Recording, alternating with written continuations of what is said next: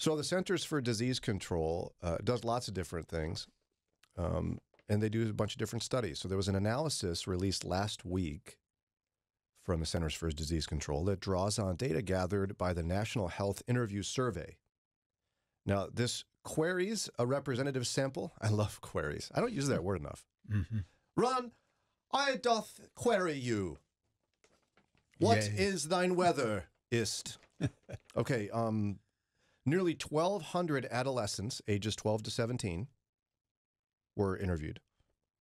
And 4,400 parents were interviewed between July 2021 and December 2022. So you got a whole bunch of adolescents and a whole bunch of parents are interviewed.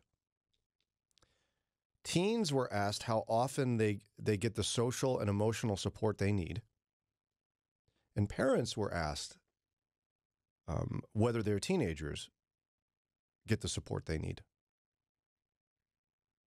Now, parents would tell you, we do our very best to give our kids the support they need. Mm-hmm.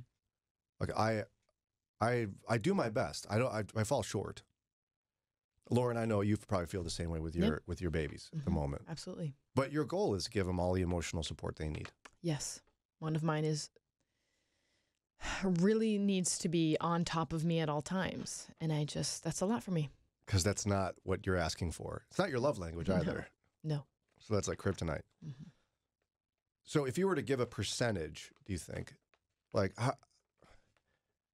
because you're a Christian, you're not Jesus himself, so you're not perfect. Like, what's your percentage that you're giving your kid their emotional support they need? What percent of the time? Emotional support, I would say 70% of the time. I see. I like that number. I feel like I would have done that too. Because here's how I analyze it. Well, if I say 90, I sound self-righteous. Mm-hmm. If I say 80, it's bordering on that. So I'm somewhere in the C range. How about that? So you could select, as in the survey, you could select things like they always get the support they need, usually, rarely, and never. I would say usually. Usually is what you would say? Mm-hmm. Mm-hmm. Okay. 76.9% of parents said their teenage children always get the support they need. Wow, they're pretty confident. I don't know about that. What do you mean? I think Are you a teenage parent hater? You're talking to one. No, I think teenagers would probably say they're asking for emotional support, not outright, but in the ways that they know how, and it's totally missed by the parents just because life is busy or because there's other kids or there's other things that have to be taken care of. And it's not because you're intentionally not meeting their needs. It's because life is just really moving fast and there's a lot going on. And then teens also sometimes like to shut everyone out and then wonder where everyone went. Yeah. Yes. Yeah, and also sometimes they're like super rude and mean as a way of reaching out for emotional support. Yeah. You're laughing?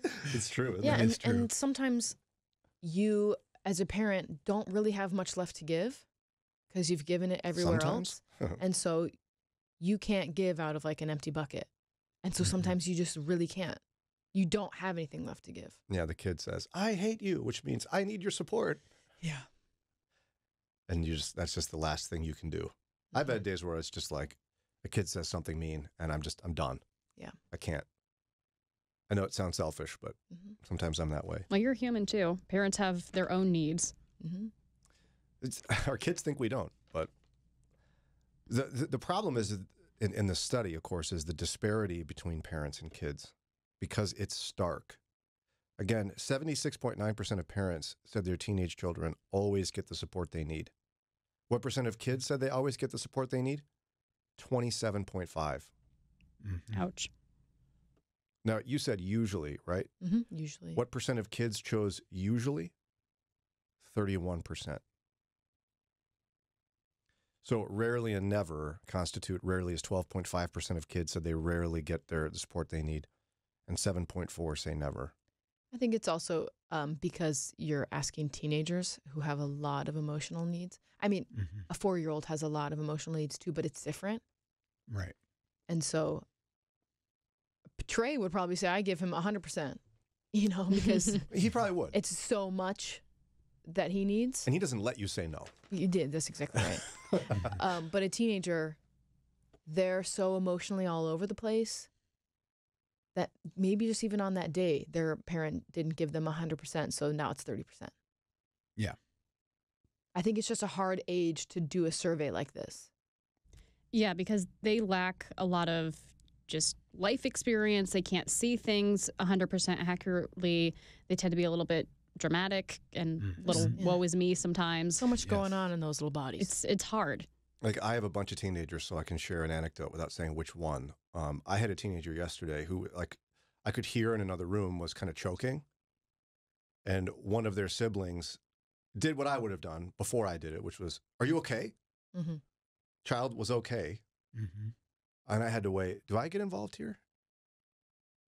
I waited for a minute. Oh, no, I should just make sure they're alive. That would be a good parental decision. Yes. And I went out, and the person was okay physically, but the person was a little scared emotionally. And so I had to choose in that moment, am I checking to see that they're physically alive or emotionally okay?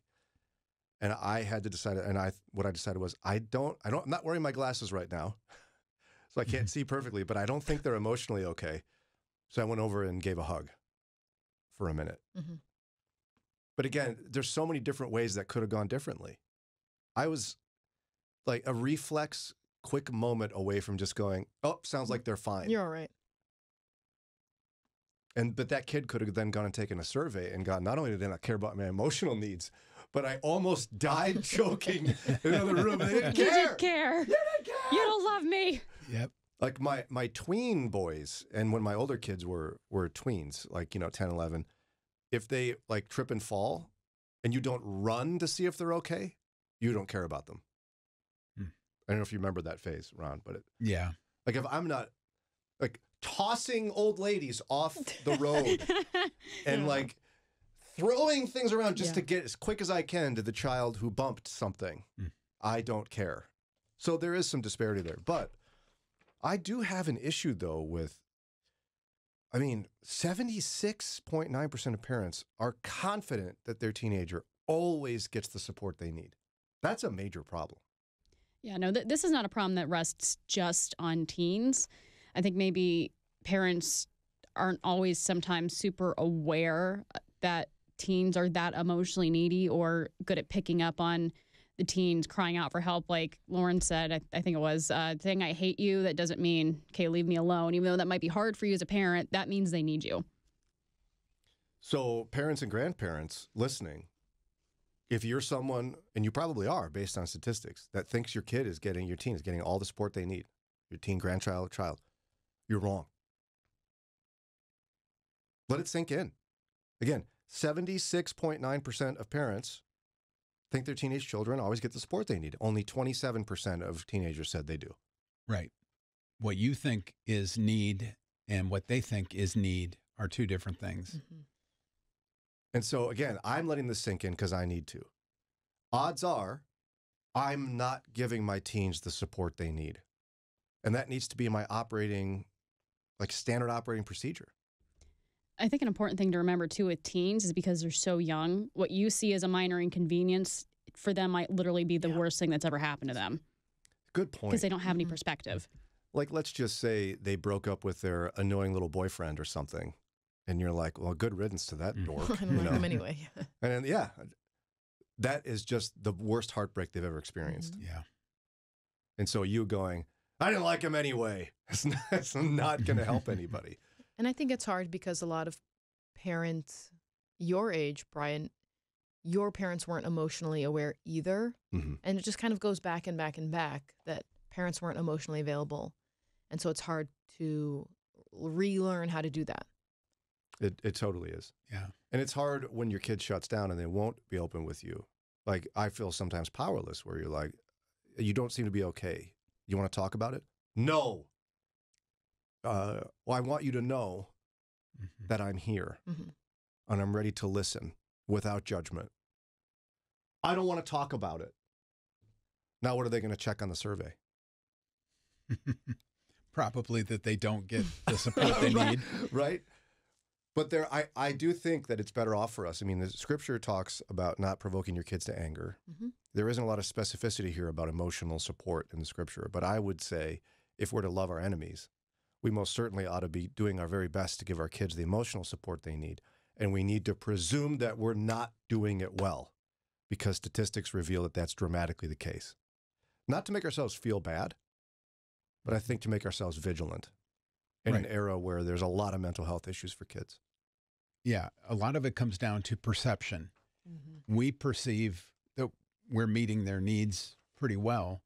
They perceive we're not. And their perception is their reality. So we need to go beyond what we think. Very good. Brave Sir Ronald.